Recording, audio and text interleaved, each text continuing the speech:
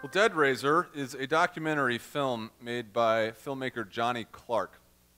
The movie explores resurrection stories from across the nation. It actually features a team of amateur investigators and professed miracle workers who travel around the country investigating stories of people being raised from the dead.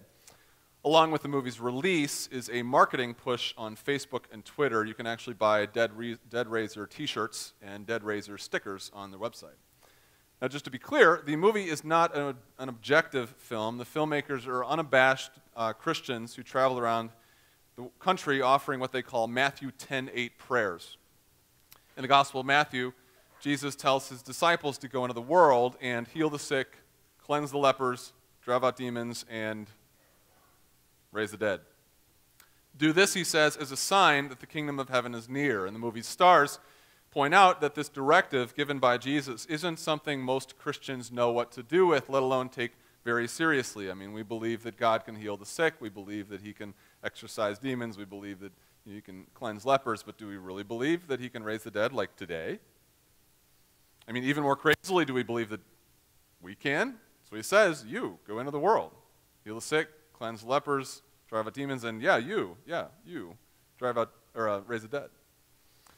Now, if I'm being honest, I'm not sure that I do believe that's possible. I'm not sure what to do with Jesus' instruction to pray for people to raise from the dead. I've actually tried it. Hasn't worked. Got a pretty low resurrection batting average. So even though the movie seems kind of weird to me with its t-shirts and stickers, I'm grateful that someone has the boldness to remind me that among the many reasons Jesus came to earth was that he came to raise the dead. Resurrection has always been a theological pillar of Christianity. As hard as it is to believe, Christians maintain that God can, has, will, and does raise people from the grave. He is the Deadraiser. In John chapter 11, we meet Jesus as a member of the Deadraiser team. He's not wearing his t-shirt, but he doesn't need to, because he reveals the sort of power he has to call people from their graves and give them new life. The story I'm talking about is the raising of Lazarus. There are many resurrection stories in the Bibles, but aside from Jesus, Lazarus is the most notorious resurrectee. Lazarus is also the subject of our next sermon series here at Rooftop. For about the past year and a half, we've been slowly, deliberately walking through the Gospel of John, taking some interludes between series. And after wrapping up our movie series last week, we're going to jump back into John for 5 weeks by studying the story of Lazarus. The series is called Come Forth, and it's got the longest subtitle of any series we've ever done, The Raising of Lazarus and What It Means for Other Dead People Like You and Me. Now, the story of Lazarus is one of the longest recorded events in the book of John. In the story, Jesus is summoned to the town of Bethany to heal his friend Lazarus, who is sick. By the time Jesus gets there, Lazarus has died. Undeterred, Jesus calls him from the tomb, and Lazarus emerges all wrapped up in his grave clothes and smelling like formaldehyde. In so doing, Jesus gives onlookers a preview of his own resurrection and the power of God that is available to all of us, freeing us from our lives of sin and death. The story has a very central part in the book of John, and John gives the story an incredible amount of attention. Because it's so central to John, and because the story is so important in general, we thought we wouldn't just skip right through it. We've broken it up into 5 segments, and during this series, we're going to take our time studying it scene by scene. And this morning, we're going to look at the opening scene of the story and find out what it has to teach dead people like you and me. So I'm going to be reading to you from John chapter 11, verses 1 through 16. You can follow along in your programs, follow from the screens above me, or in your Bibles if you brought them. John 11, 1 through 16.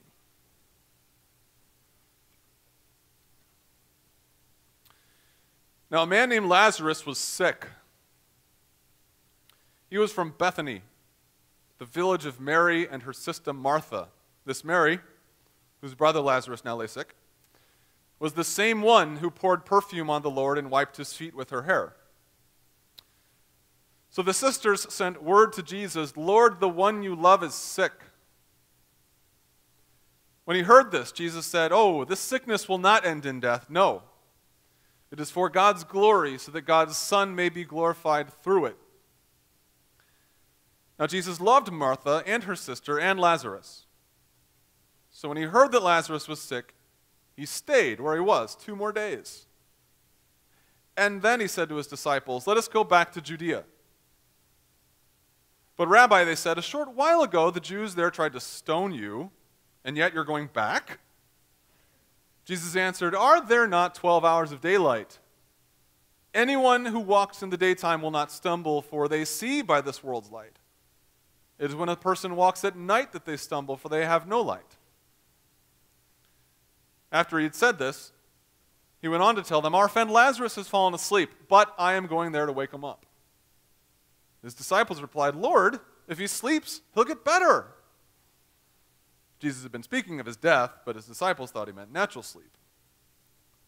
So then he told them plainly, Lazarus is dead. And for your sake, I am glad I was not there, so that you may believe. But let us go to him. Then Thomas, also known as Didymus, said to the rest of the disciples, let us go also, that we may die with him.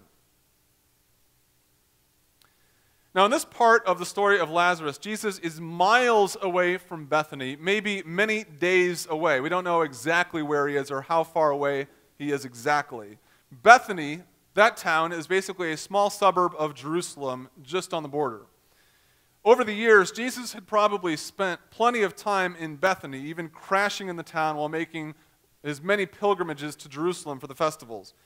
While there, he had somehow befriended a trio of siblings named Mary, Martha, and Lazarus. We run into these siblings from time to time in the Gospels.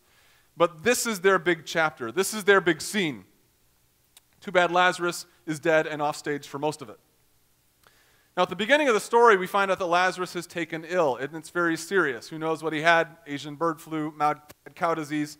But he's on his deathbed, and the doctors can't help him. Mary and Martha are desperate, and they know that Jesus would want to know about this. The only problem is that Jesus is very, very, very far away. There's no cell phone coverage, so they're going to have to send a messenger. Additionally, the last time he was in Jerusalem, he actually got into a series of fights with the Pharisees. They tried to kill him. Jesus is probably a little reluctant to make the trip back into the lion's den. Nonetheless, the sisters send word to Jesus. They even try a little manipulation. They tell the messenger to tell him, Lord, the one you love is sick. Not your friend is sick, not Lazarus is sick, not our brother is sick. No, who is he? He's the one you love.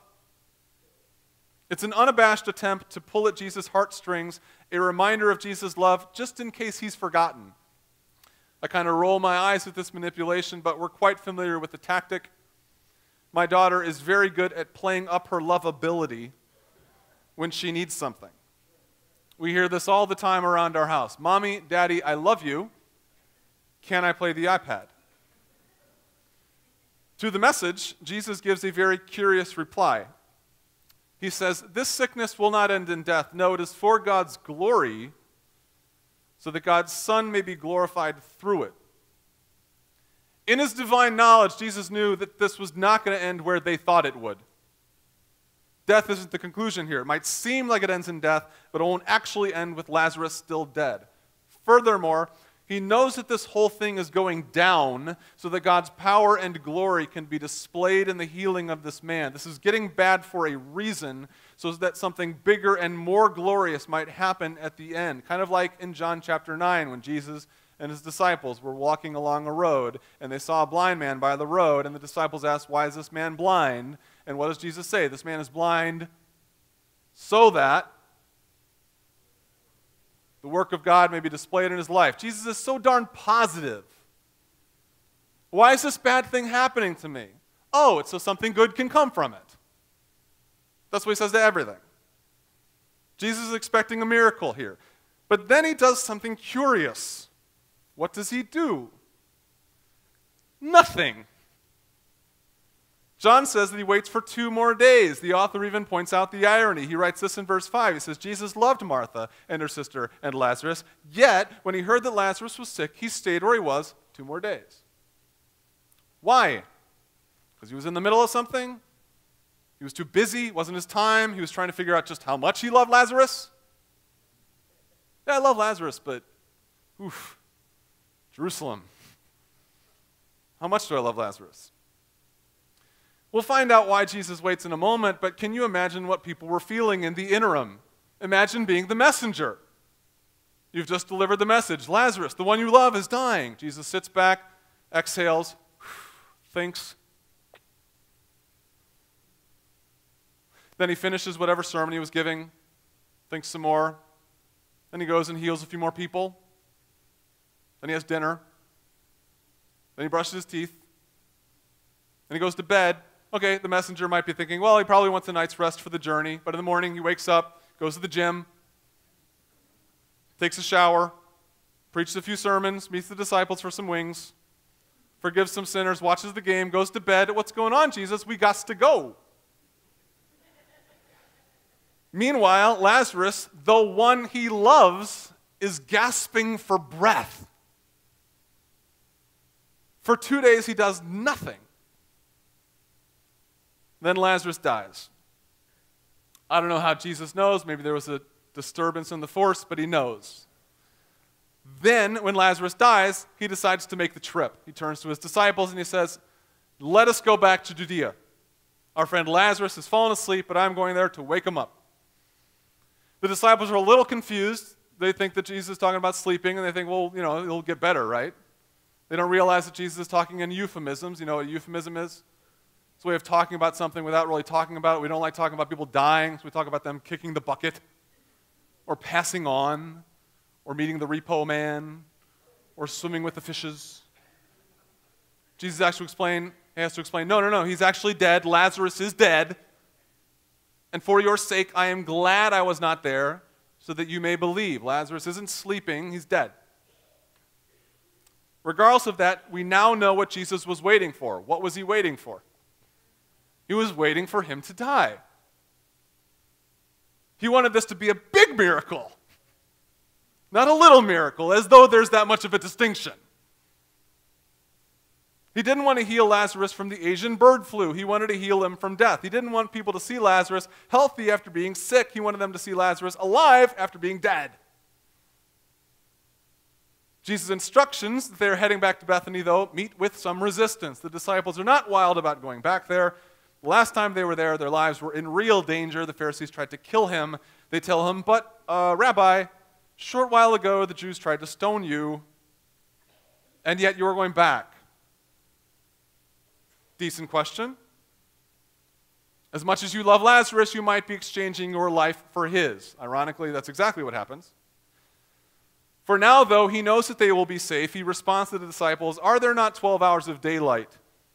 A man who walks by day will not stumble, for he sees by this world's light. It is when he walks by night that he stumbles, for he has no light. Jesus and his metaphors. He's basically saying it's going to be all right. We are still walking by the light. It is not nighttime yet. It will become nighttime soon. But for now, we're safe. We go, we ride. None of the disciples are probably excited about this. Maybe they didn't know Lazarus. Maybe they didn't care. But only Thomas speaks up with one of my favorite lines in the Gospels. He says, let us go also, so that we may die. That's the story of Lazarus, part 1. Now, I've always really liked this part of the story of Lazarus because it has such an important point, and I'm just going to get right to it. The point of the story is that sometimes God delays his work to increase our faith and his glory. Sometimes God delays his work to increase our faith and his glory. That's the detail that's always jumped out at me from this story. Jesus deliberately waits 2 days for Lazarus to die so that he can arrive after his death and perform a bigger miracle, not a smaller one. Why? Because he wants to show off. He wants to show off his power. He wants to show off his glory. This is the first thing Jesus says. This sickness is for God's glory so that God's Son may be glorified through it. Basically, this sickness happened so that you can see what I can do. They would have been impressed had Jesus healed the man of Asian bird flu. That would have been impressive. But a resurrection of a man buried in a tomb wrapped in grave clothes, that's a level 10 miracle. No, that miracle goes to 11. Inside joke. Not only is that more impressive, but it actually takes away any doubt that this was contrived, faked, that he wasn't dead, that he'd gone into a coma and was just being resuscitated. When Jesus arrived, Lazarus wasn't mostly dead or nearing death. He had been wrapped in grave clothes and buried in the ground. One of the criticisms of Jesus' so-called miracles is that these people might have been healed by autosuggestion, or that they were getting better before Jesus showed up, right? Have you heard that before? He just kind of healed them by the power of suggestion, or they were getting better anyway. But not here. He was dead. In fact, have you ever heard of the Lazarus syndrome? The Lazarus syndrome is a medical term. It's auto-resuscitation after failed CPR. It's been documented 25 times since 1982 where CPR hasn't seemed to work at first on someone who is almost dead. Minutes after CPR stopped, though, a person's heart starts beating and they start breathing again. It has something to do with blood pressure building up in the cardiovascular system. It's not a miracle, it's just CPR kicking in later. I'm pointing out the irony, though, that the Lazarus syndrome is a non-miraculous event named after a man that Jesus waited days to go heal to make sure he was actually dead, and it was a bona fide miracle. He waited so that there would be no doubt to his power. He waited so that their faith would increase. He tells the disciples, Lazarus is dead. For your sake, I am glad I was not there so that you may believe. For your sake, I am glad I wasn't there. You needed me to not be there so that you would see what I'm going to do. Sometimes God delays his work to increase our faith in his glory. This is why God doesn't always answer prayers right away, right? This is why people we love have to suffer. This is why we have to go through impossible trials. This is why church buildings don't just fall into our laps. This is why Jesus delays his return to earth. Because while he loves us, he wants to build our faith. He wants a bigger miracle. He doesn't just want to help us a little bit here on earth. He doesn't want to help us get that new job or beat that sickness or help us with our problems with our neighbor. He doesn't want to just help us with little things. He wants to blow us away with his power, even if we have to die first. He doesn't want to impress us with a magic trick. He wants to overwhelm us with all his power and all his glory. This takes time, though. This takes delays. This takes patience. And the problem here is obvious. We don't like delays, especially in our crazy fast world. I was sitting at a stoplight the other day at Hickey and Mackenzie over there. The light was red. It had just turned green. The light took 1/1,000,000th of a second to leave the stoplight and reach my eyeball. Then the signal from my eye went through the optic nerve and reached my brain. My brain processed it, sent a signal down my spine, through my leg, telling my right foot to lift off the brake and depress the gas. The entire neurological process took 1/1000th of a second. Before my foot could actually hit the gas, what happens? Some idiot behind me honks. It had been 1/1000th of a second. Are you that much in a rush that 1/1000th of a second matters to you? But that's our world. And I do that too. If someone isn't off the line at the precise moment the light turns green, I won't honk, I will just judge them quietly. My policy is to give people at least a good 3 seconds before I honk, because I'm patient. We don't like delays. We don't like medical delays. We don't like prayer delays. We don't like building delays. We have been delaying with and praying for our building situation for 3 years, and that's actually kind of short compared to other church building stories I've heard. We don't like delays. It's a problem because God delays. God takes his time. Doesn't mean he doesn't love us. John reassures us that the reason Jesus waited 2 days wasn't because he had a beef with anybody. Again, he writes, Jesus loved Martha and Mary and Lazarus, yet when he heard Lazarus was sick, he stayed. It wasn't because he didn't love his friends that he stayed. In fact, just the opposite. He loved them enough to take a risk and put them through hell, knowing their faith would be deeper as a result. In fact, I think Jesus shows a lot of trust in Mary and Martha with this delay. He knows what they're going through is excruciating. Imagine watching your brother suffer for days, nearing death, waiting for Jesus to arrive, having no idea if he would. Jesus knew what they were going through, but he knew their faith would be strengthened and they would receive an even greater reward with a longer delay. Sometimes God delays his work to increase our faith in his glory. And that's why he's delaying in your life and in mine, because I know that he is. Maybe you're waiting for Jesus to come heal you of sickness, but he hasn't come yet. Maybe you're waiting for Jesus to bless you with a child, but he hasn't come yet. Maybe you're waiting for Jesus to give you a spouse, but he hasn't come yet. Maybe you're waiting for Jesus to take away your sin, but he hasn't come yet.